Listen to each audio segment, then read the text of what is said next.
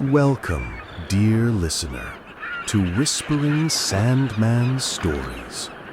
Tonight, we drift back in time to the age of sail, where towering masts pierced the sky and vast canvases billowed with the breath of the ocean.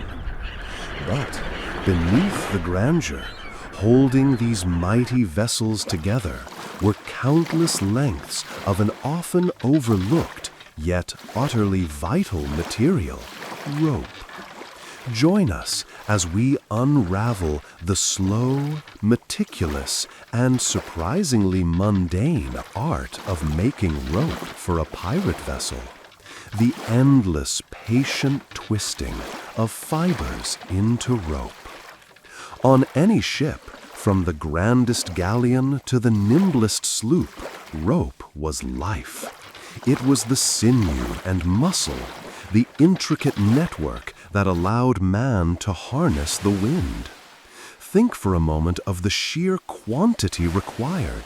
Miles upon miles of it, coiling on the deck, stretching taut to the heavens, a silent testament to countless hours of labor. Standing rigging, those thick, heavily tarred ropes, held the masts firmly in place, rarely moved, yet bore immense, unyielding strain day and night, through storm and calm.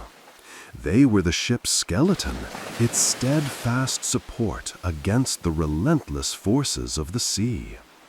Then there was the running rigging, a far more complex and active system of ropes and pulleys, constantly being adjusted by calloused hands.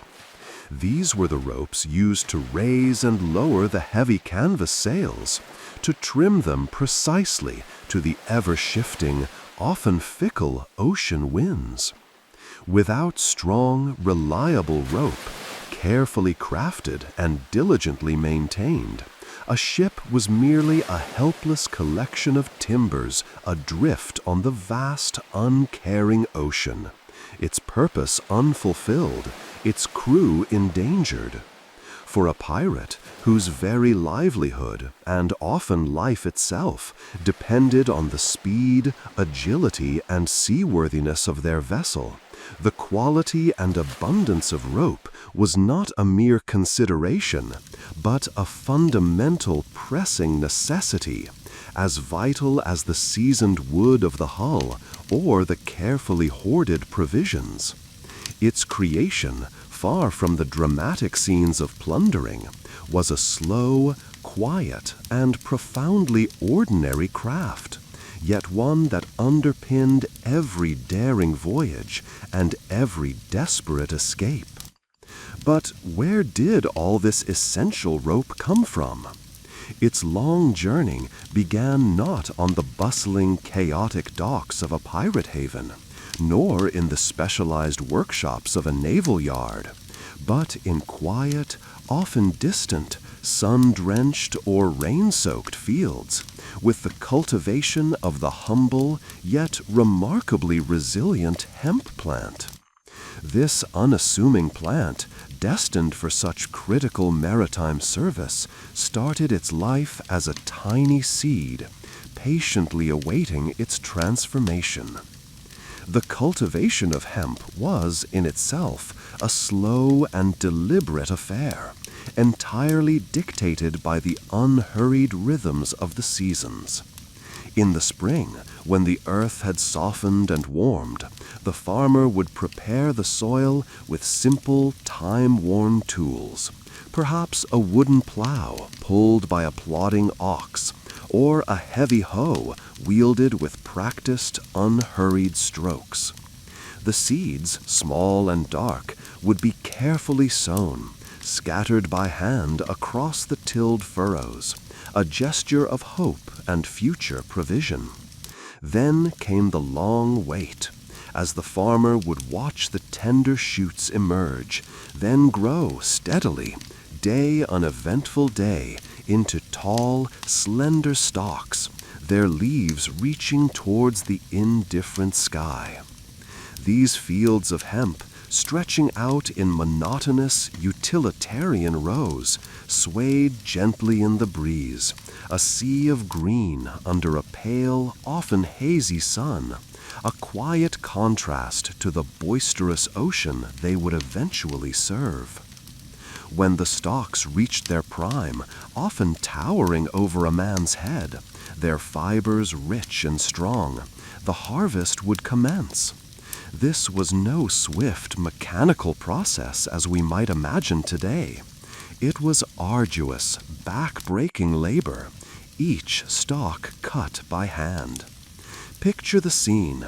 Workers, perhaps family members or hired hands, dressed in coarse, homespun garments, moving slowly through the dense hemp field. In their hands, they would wield simple sickles, their curved blades glinting dully, or perhaps longer scythes, swung with a practiced, repetitive rhythm.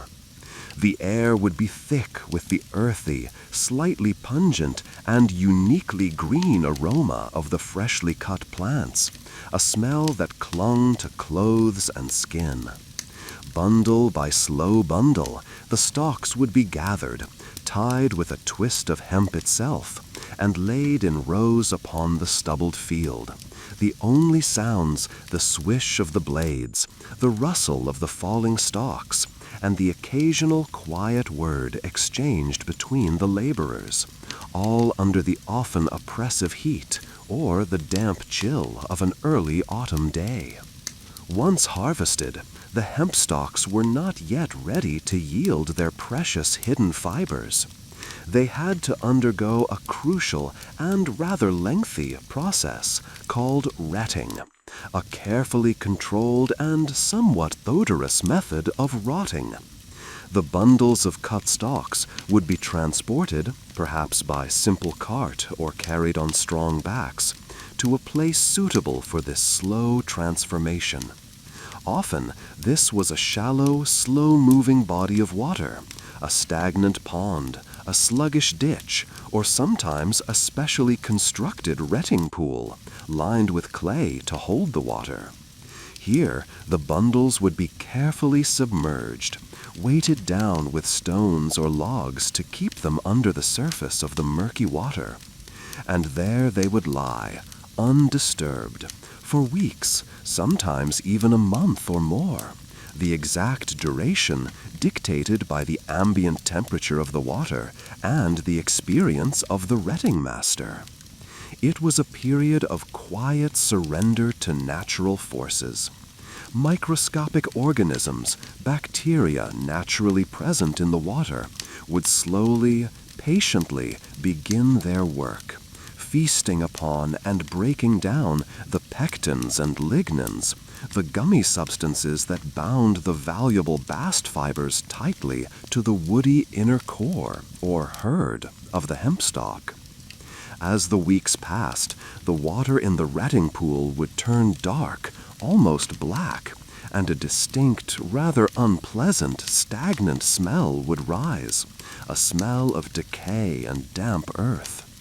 Yet this malodorous process was absolutely essential. If the retting was too short, the fibers would remain stubbornly attached to the hurd, making separation incredibly difficult and wasteful. If the retting was too long, the bacteria would begin to damage the fibers themselves, weakening them for strong, reliable rope. It was a delicate balance, learned through generations of practice, a testament to a deep, if unscientific, understanding of natural decomposition. The overseeing of the retting was a task requiring patience and a keen eye, judging the right moment to halt the process by the feel and appearance of the submerged stalks. After the lengthy retting, when the fibers had sufficiently loosened from the core, the sodden, slimy bundles were painstakingly removed from the water. They would be thoroughly rinsed, if possible, to wash away some of the clinging debris and the murky retting water, and then laid out once again in fields or on drying racks. This was another slow process, entirely dependent on the cooperation of the sun and wind. The stalks had to be completely dry before the next stage could begin, a period of further waiting, the fibers slowly releasing their moisture to the air.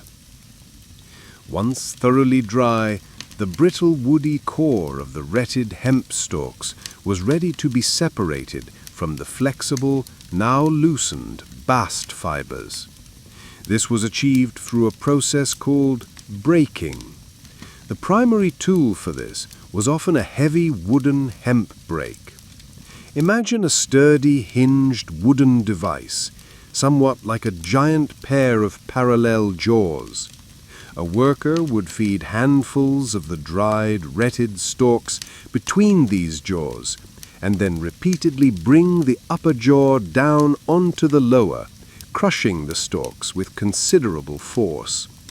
The motion was rhythmic, almost hypnotic. Lift, place stalks, crush. Lift, place more stalks, crush. With each impact, the brittle woody core, the herd, would shatter and splinter, falling away in small pieces, while the more resilient fibers remained largely intact. It was dusty, noisy work, the dull thud of the brake a constant sound in the processing shed or yard. What remained after breaking was a mass of fibers still containing some woody pieces and impurities. These were then subjected to scutching. This involved a worker taking a hank of the broken hemp and beating or scraping it vigorously with a flat paddle-like wooden scutching knife, often against an upright board or a specialized scutching stock. The aim was to knock loose and scrape away any remaining particles of the herd, as well as shorter, broken fibers.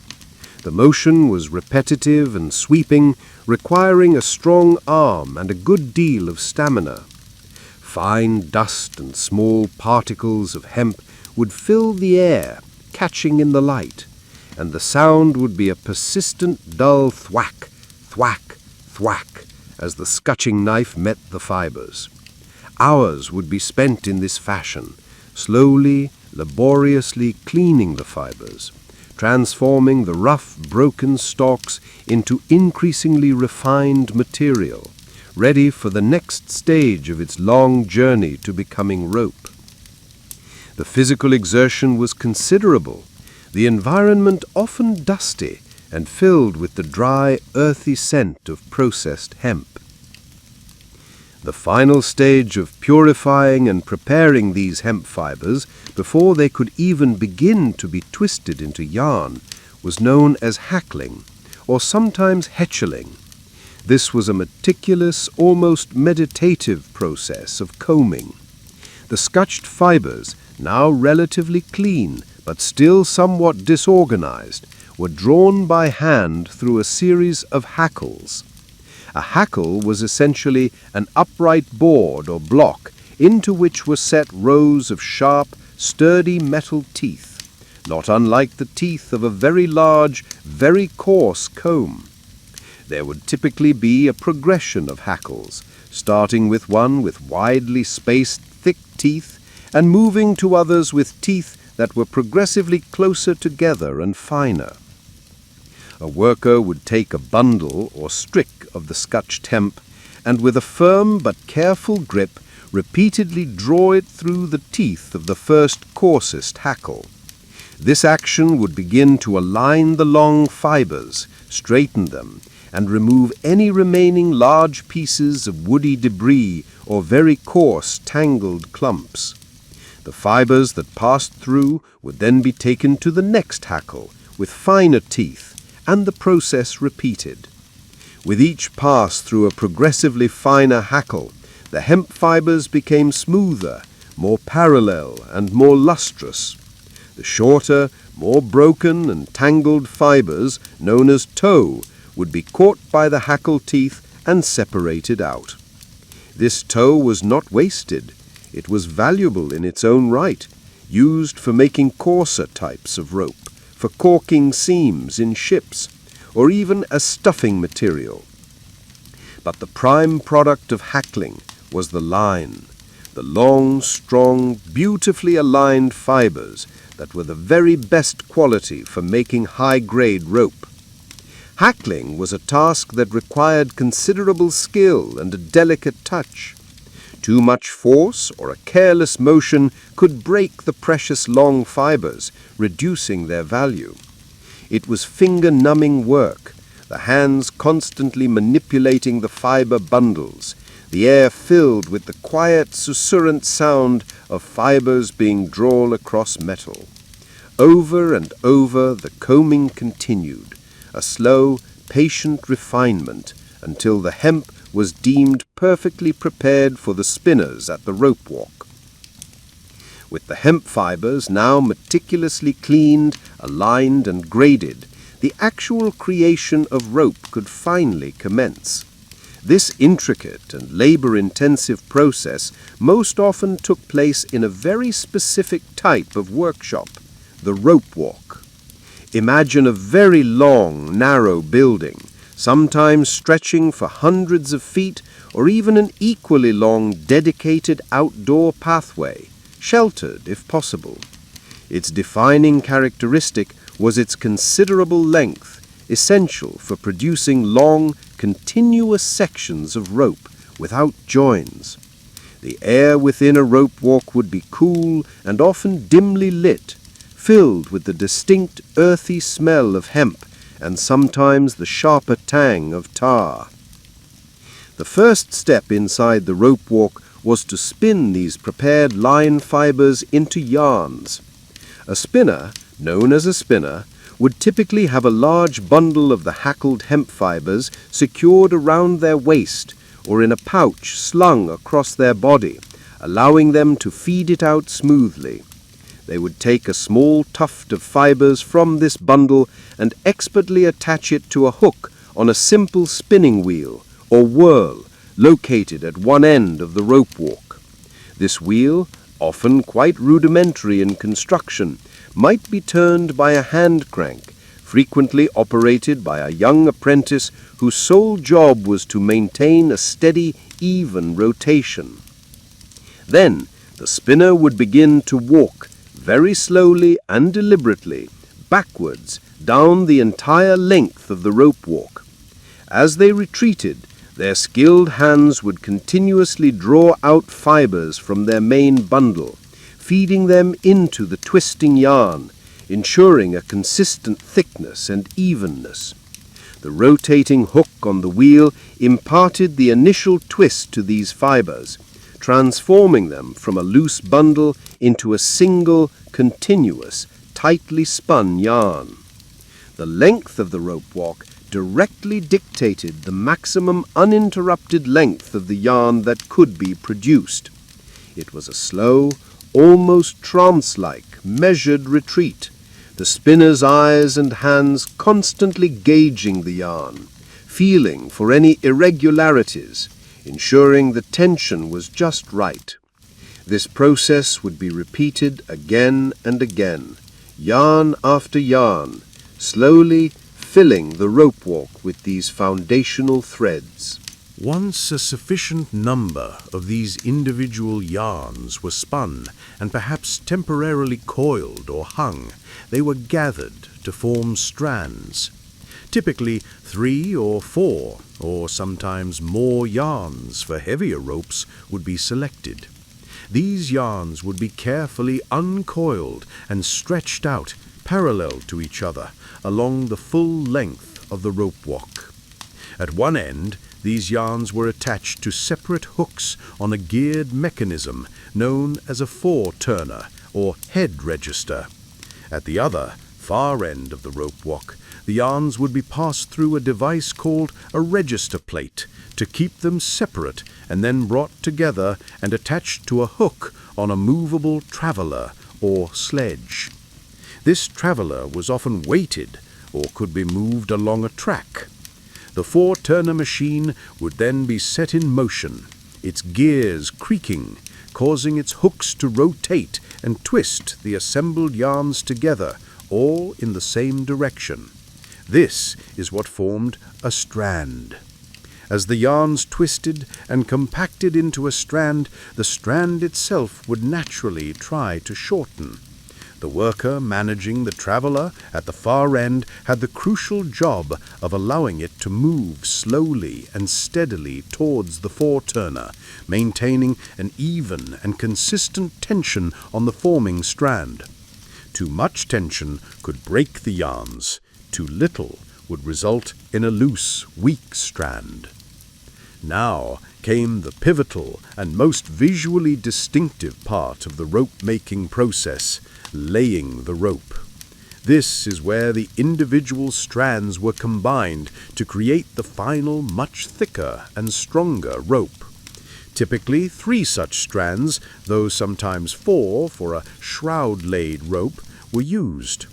One end of each of these 3 strands was securely attached to its own individual hook on the stationary head block or laying top machine, which was often a more robust version of the foreturner. The other ends of the 3 strands were then brought together and passed through the holes or grooves of a conical wooden tool called simply the top, and then all 3 were attached to a single hook on the closing block or tail block, often the same traveler mechanism used earlier, now serving a different purpose at the far end of the rope walk. The true art of laying the rope lay in the opposing twists. The head block would begin to turn, imparting a further twist, the 4 hard, to each of the individual strands in one direction, the same direction they were originally spun. Simultaneously, the closing block at the other end, holding all 3 strands together, would be made to rotate in the opposite direction. This counter-rotation is what caused the 3 strands to lay up or twist around each other to form the rope. The wooden top, held firmly by a worker, was positioned between the separating strands near the head block. As the machinery turned and the rope began to form, the top was forced to travel slowly down the rope walk towards the closing block. The grooves in the top served a critical purpose. They kept the 3 strands separate and guided them, ensuring that they twisted around each other evenly and at the correct angle, known as the angle of lay. The top also helped to compress the strands tightly together, creating a dense, solid, and well-balanced rope. This was a slow, powerful operation, requiring precise coordination between the workers managing the machinery and the worker guiding the top. The air would be filled with the creaking of the wooden machinery, the groaning of the heavily tensioned fibers, and the rhythmic, almost imperceptible advance of the top down the long shed. Once a full length of rope had been laid, stretching tautly down the rope walk, it was not yet considered truly finished for its demanding life at sea. The massive new rope, often incredibly heavy and unwieldy, would be carefully detached from the laying and closing machinery. Then began the laborious task of coiling it. This usually required several workers. Starting at one end, they would begin to walk the rope into large, neat, circular coils on the often dusty floor of the rope walk. Great care had to be taken during this process to ensure that no kinks, snags, or uneven tensions were introduced into the newly made rope, as these could create weak points. For the very thickest ropes, like anchor cables or hawsers, the coils themselves would be immense and weigh hundreds, if not thousands, of pounds, requiring significant manpower just to move. Once coiled, these ropes would be tagged or marked, perhaps with their length or thickness, and then moved to a dry storage area, often a loft above the rope walk, or a dedicated warehouse, there to await their eventual unceremonious transfer to a waiting merchantman, a naval vessel, or, indeed, a pirate ship. just one of many such coils that a single vessel would require to be fully rigged and operational. The ropes emerging from the rope walk, though impressively long and sturdy, were not all identical, nor were they all immediately ready for the harsh realities of a life at sea. Their final thickness, the precise number of strands they contained, and the subsequent treatments they received varied greatly, all meticulously determined by their intended specific purpose aboard the ship. One of the most important, and indeed most characteristic treatments, especially for those ropes that would form the standing rigging, the semi-permanent network supporting the masts and the bowsprit. Large completed coils of this designated rope would be laboriously dragged or hoisted and then carefully submerged into large, often iron vats filled with hot, bubbling pine tar. Pine tar, a sticky, black, viscous substance derived from the slow charring of pine wood, was the primary preservative of the age. The heat made the tar thin enough to penetrate deep into the rope's fibers. As the rope soaked, the pungent, acrid aroma of hot tar would fill the air of the tarring house, a smell that was synonymous with dockyards and shipbuilding. The process was slow, ensuring complete saturation. After a sufficient soaking, the now even heavier tar-saturated ropes were carefully lifted from the vats, excess tar dripping thickly back, and then hung from rafters or laid out on special racks to dry and cure. This drying process itself could take days, even weeks, depending on the weather and the thickness of the rope. The tar would slowly cool and harden, coating every fiber, waterproofing the rope, and providing crucial protection against the relentless assault of salt water, marine growth, and the general rot and mildew that thrived in the damp conditions of a sea voyage.